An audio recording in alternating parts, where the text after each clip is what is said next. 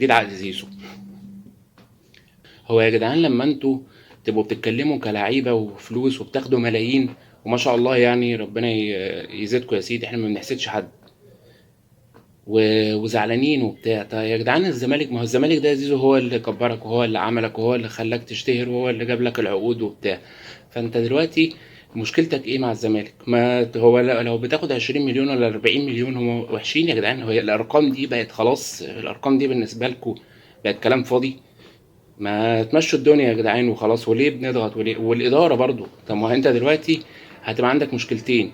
انت ما جددتش معاه في الاول، ما جددتش معاه وجالك عقد ب6 مليون دولار ولا ب7 مليون دولار من العرض اللي كان جاي له، فلا منك بعت واستفدت بالفلوس ولا منك دلوقتي عارف تجدد.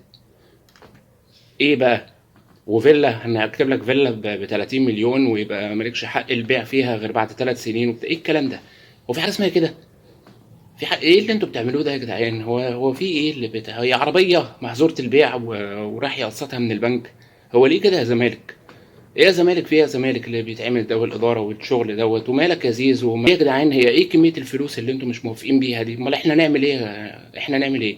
احنا موظفين وشغالين وعادي وطالع عنا والدنيا ماشيه وبتاع، لما انتوا تبقوا بتاخدوا الملايين ومش عاجبكم، امال الناس العاديه تعمل ايه؟